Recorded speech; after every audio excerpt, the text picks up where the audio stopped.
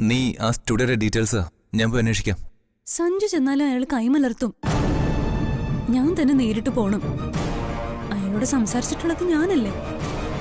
സഞ്ജുവിന് വേണ്ടി ഇത്രയും നല്ല കാര്യങ്ങൾ ചെയ്തതല്ലേ അമ്മു. നമുക്ക് ഒന്നിച്ചു പോയാലോ? ഇന്ന് ഒരു ദിവസം അവളുടെ നല്ല ഭാവിക്ക് വേണ്ടി മാറ്റി വെച്ചൂടെ സഞ്ജുവിന്? അവൾക്ക് വേണ്ടി എന്തെങ്കിലും നല്ല കാര്യം ചെയ്യണമെന്ന് സഞ്ജു പറഞ്ഞതില് കുറച്ചെങ്കിലും ആത്മാർത്ഥതയുണ്ടെങ്കിൽ ഇന്ന് എന്റെ കൂടെ സഞ്ജുവും പെരുവണ്ണപുരത്തേക്ക് വരും. സഞ്ജു തിരക്ക് പറഞ്ഞ ഞാൻ തനിച്ചു പോവും. ഞാൻ വരാം.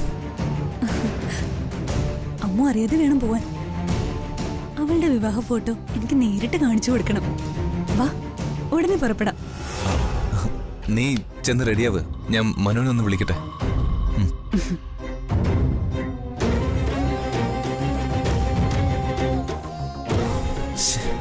ആ സ്റ്റുഡിയോക്കാരനെ വിളിക്കണം.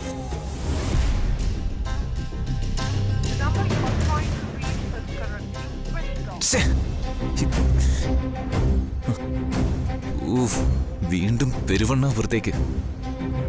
ആ നാട്ടിൽ പോയിട്ടുള്ളപ്പോഴൊക്കെ ദൂരാനുഭവങ്ങളെ ഉണ്ടായിട്ടുള്ളൂ. ഇനി എന്താപത്താണാവോ സംഭവിക്കാൻ പോകുന്നത്?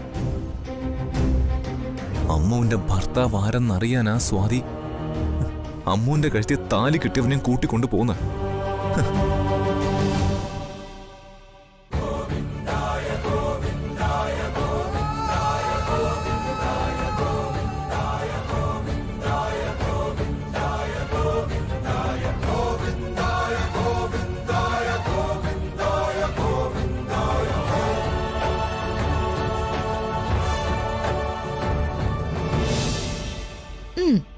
എന്താണെന്ന് വെച്ചാ നീ കാര്യം പറ, ഞാൻ വന്നോളാ.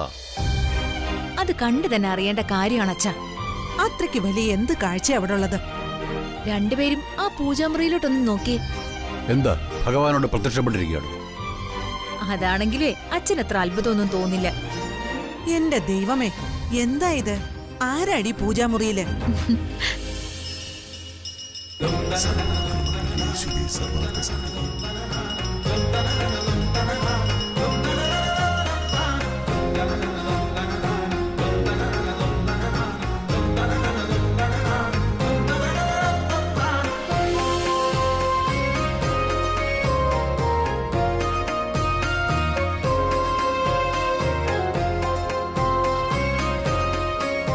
എന്റെ ദേവി, ഞാൻ എന്താ ഈ കാണുന്നേ? അമ്മേ മഹാമായി, എന്റെ തെറ്റുകുറ്റങ്ങൾ പുറത്ത് ഈ ഉള്ളവനോട് കരുണ കാണിക്കണമേ. മനസ്സാ വാച കർമ്മണ ഞാൻ ഇനി ഒരു അപരാധവും ചെയ്യില്ല. ഓം മഹാമായേ ദേവി. അമ്മേ, ദിനേശ് ചേട്ടൻ പഴയ ആളല്ലെന്ന് പറഞ്ഞപ്പോ നിങ്ങൾ ആരെങ്കിലും വിശ്വസിച്ചോ? അത് നേരിട്ട് കാണിച്ചു തരാനാ ഞാൻ അച്ഛനെ അമ്മയും ഇങ്ങോട്ട് കൂട്ടിക്കൊണ്ടുവന്നത്. അവൻ ഇതുപോലെ എന്തൊക്കെ കാട്ടിക്കൂട്ടിയിട്ടുണ്ട്. നിനക്കതൊക്കെ അറിയാവുന്നതല്ലേ? കുടുംബക്ഷേത്രത്തിലെ നടവരവ് എടുത്തോണ്ട് പോയവനാ. അമ്മ ഉപദേശിച്ചെന്ന് വെച്ച് ദിനേശന്റെ സ്വഭാവം മാറൂ? എനിക്കൊന്നും മനസ്സിലാവുന്നില്ല. നായയുടെ വാല് എത്ര കാലം കുഴലിലിട്ടാലും പുറത്തെടുക്കുമ്പോൾ വളഞ്ഞേ ഇരിക്കൂ. അച്ഛൻ പഴഞ്ചല് പറഞ്ഞു. പക്ഷെ കൂടെ ജീവിക്കുന്ന എനിക്കറിയാം അഭിനയമാണോ സത്യമാണോ എന്ന്.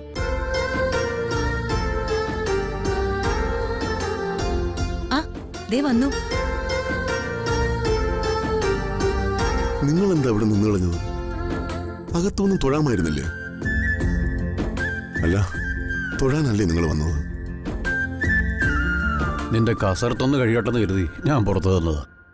അസലായിട്ടുണ്ട്. അച്ഛൻ എന്നെ പരിഹസിക്കുകയാണെന്ന് എനിക്ക് മനസ്സിലായി. അതെന്നെ ഒട്ടും വേദനിപ്പിക്കില്ല അച്ഛാ. നിങ്ങൾ പരിഹസിക്കുമ്പോഴാ ഇന്നലെ വരെ ഞാൻ ആരായിരുന്നു എന്നുള്ള ചിന്ത എന്റെ മനസ്സിലുണ്ടാവുന്നത്. ദിനേശ, ദൈവത്തെ വന്നിച്ചില്ലേലും വേണ്ടില്ല, നിന്ദിക്കരുത്. മനസ്സ് ശുദ്ധമാകാതെയാ നിന്റെ ഈ പൂജയെങ്കിൽ നിനക്ക് മാത്രമല്ല ഈ കുടുംബത്തിലെ എല്ലാവർക്കും അത് ദോഷ. ദൈവകോപം ക്ഷണിച്ചു വരുത്തല്ലേ മോനെ? ഇത്രയും കാലം പ്രാർത്ഥിക്കാൻ ഞാൻ ഈ പൂജാമുറിയിൽ പ്രവേശിച്ചിട്ടില്ല. ഇപ്പൊ ഞാൻ പ്രവേശിച്ചത് മനഃശാന്തി കിട്ടാൻ തന്നെയാ. അമ്മയ്ക്ക് ഇനി ഒരു പേടിയും വേണ്ട. ഞാൻ ഇതുവരെ ജീവിച്ച വഴിവിട്ട് മറ്റൊരു രീതിയിൽ ജീവിക്കാൻ ആഗ്രഹിക്കുന്നതിൽ എന്തെങ്കിലും തെറ്റുണ്ടോ? തെറ്റില്ലെന്ന് മാത്രമല്ല, ഞങ്ങളുടെ പ്രാർത്ഥനയും അതുതന്നെയാണ്. എനിക്ക് ഈ പുതിയ വഴി കാട്ടിത്തന്നത് അമ്മുവാ.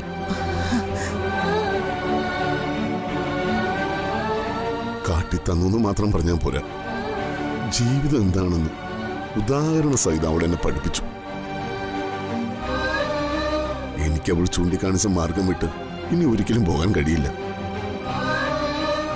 ആരെയും വിശ്വസിക്കേണ്ട കാര്യമൊന്നും എനിക്കില്ല. അച്ഛനും അമ്മയും ചെന്ന് പ്രാർത്ഥിച്ചുള്ളൂ. ദിനേശൻ നന്നാവന് വേണ്ടി മാത്രം ഈ വീട്ടിൽ ആരും പ്രാർത്ഥിക്കണ്ട.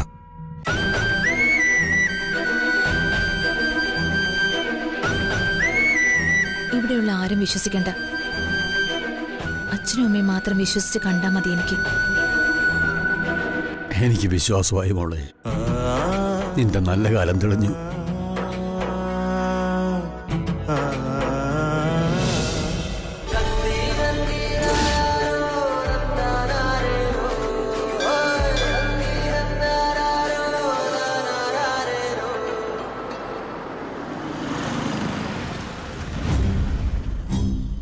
ഇറങ്ങി വാ സഞ്ജു.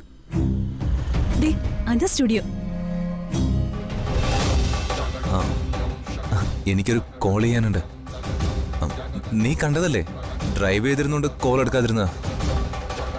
കവിത പിച്ചയുടെ കോളാ. നീ ചെല്ല്, ഞാൻ വരാം.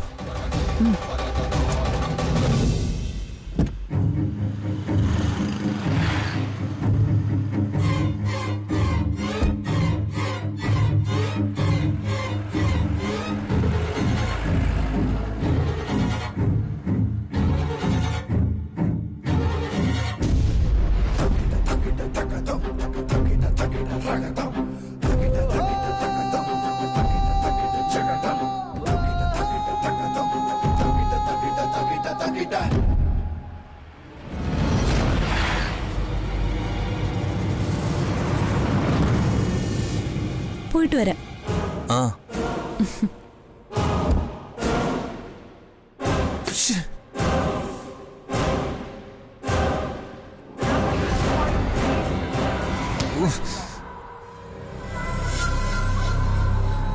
വരൂ. ഏത് സൈസിലെ ഫോട്ടോ വേണ്ടത്? ഞാൻ ഫോട്ടോ എടുക്കാൻ വന്നതല്ല. പിന്നെ കുറച്ച് നാൾ മുമ്പ് ഒരു കല്യാണ ഫോട്ടോയ്ക്ക് വേണ്ടി ഞാൻ വിളിച്ചിട്ടുണ്ടായിരുന്നു. ആ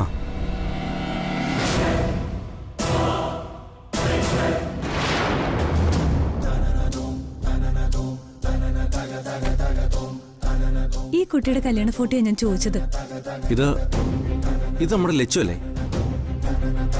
നിങ്ങൾ വിളിച്ചത് ഞാൻ ഓർക്കുന്നുണ്ട്. ആദ്യം നിങ്ങൾ എനിക്ക് ഫോട്ടോ ചെയ്തു തരാന്ന് പറഞ്ഞു. പിന്നീട് കമ്പ്യൂട്ടർ കത്തിപ്പോയെന്നും പറഞ്ഞു. അത് കള്ളമാണെന്ന് എനിക്ക് അന്നേ മനസ്സിലായതാ. ഞാൻ ആരാണെന്ന് അറിയാത്തത് കൊണ്ടാണോ നിങ്ങൾ ഫോട്ടോ തരാൻ മടിക്കുന്നത്? അതും ഒരു കാര്യമാണ്.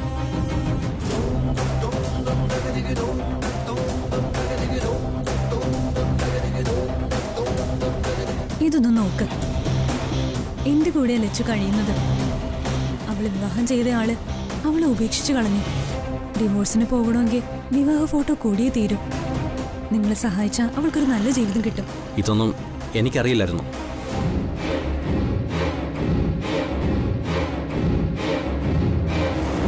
ഫോട്ടോ തരാമെന്ന് ഞാൻ പറഞ്ഞത് സത്യമാണ്. പിന്നെ ആ ലച്ചുവിന്റെ ഭർത്താവ് ഇവിടെ വന്നിട്ടുണ്ടായിരുന്നു. എന്തിന്? കല്യാണ ഫോട്ടോയ്ക്ക് അയാൾ വന്നത്. വിവാഹ ഫോട്ടോ മുഴുവൻ ഒരു പെൻഡ്രൈവിലാക്കി അയാൾ കൊണ്ടുപോയി. ഫോട്ടോ കിടന്ന ഫോൾഡറും അയാൾ ഡിലീറ്റ് ചെയ്തു. അയാൾ അത്ര കടന്നു ചെയ്തെങ്കിൽ നല്ല കാശ് നിങ്ങൾക്ക് തന്നു കാണും. ഞാനും പണം തരാന്ന് പറഞ്ഞതല്ലേ? എന്ത് ചെയ്യാനാ മാഡം? ആ ഫോൾഡർ ഡിലീറ്റ് ആയി പോയില്ലേ? കമ്പ്യൂട്ടറിന് കേടുപാടൊന്നും പറ്റിയിട്ടില്ലല്ലോ. ഇല്ല. ലച്ചുവിനെ കല്യാണം കഴിച്ചപ്പോൾ മാത്രം അങ്ങനെ മിടുക്കനായ പോരല്ലോ. ഡിലീറ്റ് ആയത് റീസൈക്കിൾ ബിന്നിൽ നിന്ന് വീണ്ടെടുക്കാവുന്നതേ ഉള്ളൂ. നിങ്ങൾ അതിൽ നിന്ന് ഒരു ഫോട്ടോ തിരിച്ചെടുത്ത് തന്ന 1,00,000 രൂപ ഇവിടെ വെച്ച് ഞാൻ നിങ്ങൾക്ക് തരും. ക്യാഷ് അക്കൗണ്ടിൽ എത്തിയിട്ട് ഫോട്ടോ തന്നാ മതി. സത്യമാണോ മാഡം? എങ്കിൽ ഞാനൊന്ന് ട്രൈ ചെയ്യാം. എന്ന് ഒന്ന് വേഗമാവട്ടെ. മാഡം ഇരിക്കെ.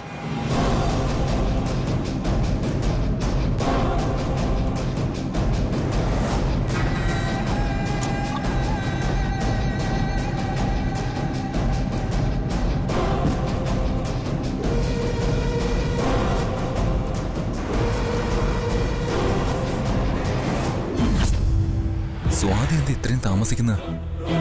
ഇനി അയാളെ ചതിക്കോ? സ്റ്റുഡിയോയുടെ ബോർഡിൽ ഫോൺ നമ്പർ ഉണ്ടല്ലോ. അയാൾ പഴയ നമ്പർ മാറ്റിയതാ.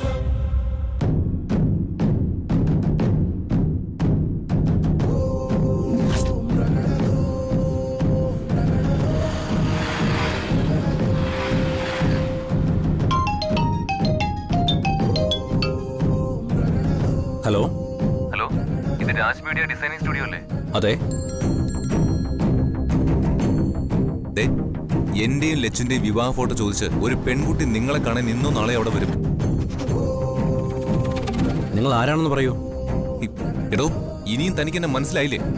ലച്ചുവിന്റെ കഴുത്തിൽ താലി കെട്ടിയത് ഞാനാ. ഞാൻ അവിടെ വന്ന് ഫോട്ടോകൾ വാങ്ങിയതൊക്കെ താൻ മറന്നോ? ഞാൻ എന്താ വേണ്ടത്? ഞാനും ലച്ചു ഒന്നിച്ചാ ജീവിക്കുന്നത്. തനിക്ക് സംശയം ഉണ്ടെങ്കിൽ തച്ചിലടുത്ത് പോയി അന്വേഷിക്കുക. അവരൊക്കെ എന്റെ വീട്ടിൽ വരാറുണ്ട്, ഞങ്ങൾ അങ്ങോട്ടും പോവാറുണ്ട്. തന്നെ കാണാൻ വരുന്ന പെണ്ണിന്റെ കയ്യിൽ ഞങ്ങളുടെ വിവാഹ ഫോട്ടോ കിട്ടിയാൽ ഒരു കുടുംബം തകരും. നിങ്ങൾക്ക് അവൾ എത്ര രൂപ വേണമെങ്കിലും തരും. എന്റെ അടുത്തൊരു ബന്ധു കൂടിയാണ് അവള്. കാര്യങ്ങളുടെ ഏകദേശ രൂപം നിങ്ങൾക്കിപ്പോ മനസ്സിലായല്ലോ. അവള് വരുമ്പോ കമ്പ്യൂട്ടർ ഹാർഡ് ഡിസ്ക് എന്തെങ്കിലും ഡാമേജ് ആയെന്ന് പറഞ്ഞ് തിരിച്ചയക്കണം. ഏതെങ്കിലും വഴിക്ക് താൻ ആ ഫോട്ടോ കൊടുത്ത ഞാനൊരു വരവ് വരും. എന്റെ ഇടതും വലതും അർജുനും നരേന്ദ്രൻ തമ്പിയും കാണും. അവളിനി ഒരിക്കലും തന്നെ തേടി വരരുത്. അത് തനിക്ക് ദോഷ. അവള് വന്നു പോയിട്ട് താൻ എന്നെ വിളിക്കണം. അവൾ തരാമെന്ന് പറഞ്ഞ പണം അർജുന്റെ കയ്യിൽ ഞാൻ കൊടുത്തുവിടാം. ശരി, വെച്ചോ.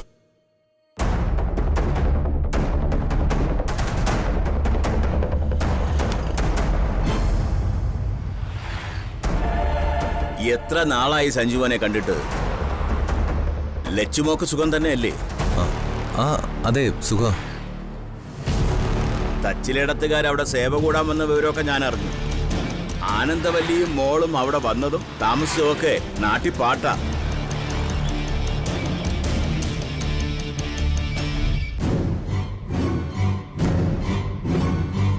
നമുക്കറിയാവുന്ന കാര്യമല്ലേ ചന്ദ്രൻപിള്ളേ, നനഞ്ഞടം കുടിക്കുന്ന ശീലമാ ആനന്ദവല്ലിക്ക്. എന്തായാലും ലച്ചുമോക്ക് നല്ലൊരു ജീവിതം കിട്ടി. അത് തന്നെയാ നമുക്ക് വലിയ കാര്യം. അല്ല, സഞ്ജു എന്താ ഇവിടെ സ്റ്റുഡിയോ വന്നതാണോ? അത് കല്യാണ ഫോട്ടോ ഒന്നും എന്റെ കയ്യിലില്ല. ഈ സ്റ്റുഡിയോക്കാരാ ഫോട്ടോ എടുത്തെന്ന് അറിഞ്ഞു വന്നതാ. കമ്പ്യൂട്ടർ കേടായി പോയെന്ന് അവര് പറയുന്നത്. ലച്ചുവിന്റെ കല്യാണ ഫോട്ടോ അങ്ങനെയൊന്നും കേടാവില്ല. അവളെ ദേവീ കടാക്ഷമുള്ള കുട്ടിയാ. കല്യാണ ആൽബം അല്ലേ വേണ്ടത്? അത് ലച്ചു വരുമ്പോ കൊടുക്കാൻ ഞാൻ എന്റെ വീട്ടിൽ സൂക്ഷിച്ചു വെച്ചിട്ടുണ്ട്. നിങ്ങളുടെ കയ്യിൽ ഇങ്ങനെ വിവാഹ ആൽബം ഒന്നും? ഫോട്ടോഗ്രാഫറെ ഏർപ്പാടാക്കിയത് അർജുന. നരേന്ദ്രനുമായുള്ള കല്യാണം മുടങ്ങിയതോടെ ഫോട്ടോഗ്രാഫർ അവൻ കൈയൊഴിഞ്ഞു. മുന്നിൽ നിന്ന് കല്യാണം നടത്തിയ എന്നോട് പോയി കാശ് ചോദിക്കാൻ ഫോട്ടോഗ്രാഫറോട് അവൻ പറഞ്ഞു. കല്യാണ ആൽബമായി ഫോട്ടോഗ്രാഫർ എന്റെ വീട്ടിൽ വന്നു. ലച്ചു നമ്മുടെ കുട്ടിയല്ലേ, അവന്റെ കാശ് കൊടുത്ത് ആൽബം ഞാൻ വാങ്ങിവെച്ചു. ലച്ചു നാട്ടിൽ വരുമ്പോ കൊടുക്കാമെന്ന് കരുതിയിരിക്കുക. എപ്പോഴായാലും അതിനാവശ്യം വരുമെന്ന് എനിക്കറിയായിരുന്നു. ഇപ്പൊ ആവശ്യക്കാരൻ വന്നില്ലേ? ആൽബം ഒന്ന് കിട്ടണമല്ലോ. സ്റ്റുഡിയോക്ക് കൊടുത്ത പണം ഞാൻ തരാം. പണം ഒന്നും എനിക്ക് വേണ്ട. സഞ്ജു കാർ എടുത്ത് എന്റെ വണ്ടിയുടെ പിന്നാലെ വാ. വീട്ടിൽ കയറി ആൽബം എടുത്തു പോവാം. ഇന്നത് പറ്റില്ല, കൂടെ ഒരാൾ കൂടി ഉണ്ടേ. ക്ഷേത്രത്തിലൊന്ന് കയറണം, അതിനും കൂടിയാ ഞാൻ വന്നത്. എന്നാ ഇവിടെ തന്നെ നിൽക്ക്, ഞാൻ ആൽബം എടുത്ത് ഇങ്ങോട്ട് വരാം. അതാ നല്ലത്. ഇനി ഇതിനു വേണ്ടി സിറ്റിന്ന് ഇങ്ങോട്ട് വരണ്ടല്ലോ. എന്നാ ഞാൻ ക്ഷേത്രത്തിൽ നിൽക്കാം. ആയിക്കോട്ടെ, വരൂ.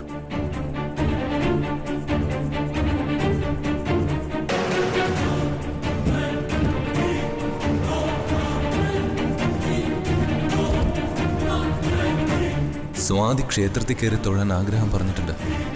അവളകത്ത് കയറുമ്പോൾ ആൽബം വാങ്ങാം. എന്തായി, കിട്ടിയോ? ഒരു രക്ഷയില്ല മാഡം. എത്ര ശ്രമിച്ചിട്ടും അതെടുക്കാൻ പറ്റുന്നില്ല. കുറച്ചുകൂടി പണം നിങ്ങൾ ആഗ്രഹിക്കുന്നുണ്ടോ? മടിക്കാതെ പറ. കഴിയാഞ്ഞിട്ടാ മാഡം. ഫോട്ടോ കിട്ടിയ ഡിവോഴ്സ് നടക്കുമല്ലേ? ഉറപ്പായും. നിങ്ങൾ ഒന്നുകൂടെ ട്രൈ ചെയ്തു തീർക്കാൻ ഒരുപാട് ജോലിയുണ്ട് മാഡം. രാത്രി ഇന്ന് ഞാൻ ശ്രമിച്ചു നോക്കാം. പക്ഷേ ഒരു പ്രതീക്ഷയും വെക്കണ്ട. മാഡം വിളിക്കൊന്നും വേണ്ട. കിട്ടിയാൽ ഞാൻ അങ്ങോട്ട് വിളിച്ചോളാം.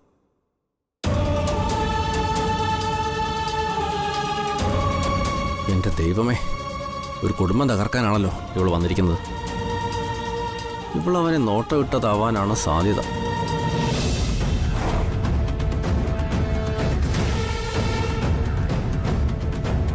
കിട്ടിയോ? അത് നടക്കില്ല സഞ്ജു. അമ്മനെ കെട്ടിയവൻ ഒരു മുഴ മുമ്പേ എറിഞ്ഞു. എന്താ സ്വാതി? അയാൾ ഇവിടെ വന്ന് ഫോട്ടോസ് പെൻഡ്രൈവിലാക്കി കൊണ്ടുപോയി. അത് മാത്രമല്ല, ആ ഫോട്ടോസ് ഡിലീറ്റും ചെയ്തു. ഇനി ആ പ്രതീക്ഷ വേണ്ട സഞ്ജു. ഞാൻ ദേവിയെ കണ്ട് എന്റെ സങ്കടം ഒന്ന് പറഞ്ഞോട്ടെ. സഞ്ജു കൂടെ വാ. നീ പോയി തൊഴുതിട്ട് വാ. ബലികർമ്മം ചെയ്യാമെങ്കിൽ ക്ഷേത്രത്തിലും പ്രവേശിക്കാം. അത് ശാസ്ത്രികൾ പറഞ്ഞതുപോലെ മറ്റുള്ളവരുടെ വിശ്വാസത്തെ വിശ്വാസത്തിലെടുക്കാൻ ചെയ്തതല്ലേ? നീ വേഗം തൊഴുതിട്ട് വാ. നട അടയ്ക്കാനുള്ള നേരമൊക്കെ ആയി. അമ്മന്റെ കല്യാണം നടന്ന ക്ഷേത്രം ഇത്. നമ്മൾ ഇങ്ങോട്ട് വന്ന കാര്യം അവൾ അറിഞ്ഞിട്ട് കൂടിയില്ല. നീ പോയിട്ട് വാ. ദേവിയോട് ഞാൻ പ്രാർത്ഥിക്കാൻ പോകുന്നത് അമ്മുവിന്റെ ഭർത്താവിനെ എത്രയും വേഗം ഒന്ന് കാണിച്ചു തരാനാ.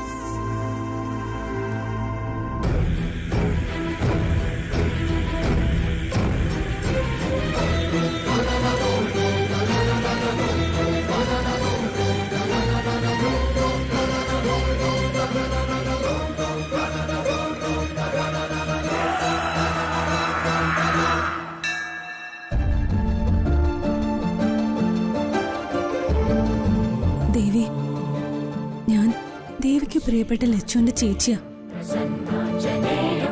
ഞാനവളെ അമ്മൂന്ന് വിളിക്കുന്നത്.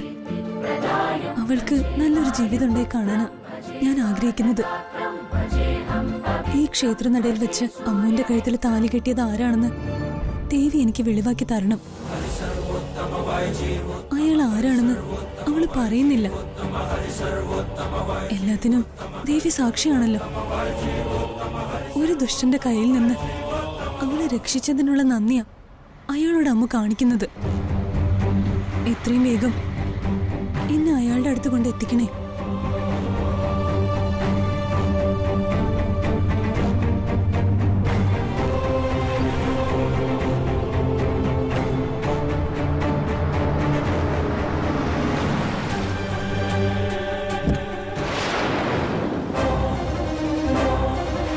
അയ്യോ,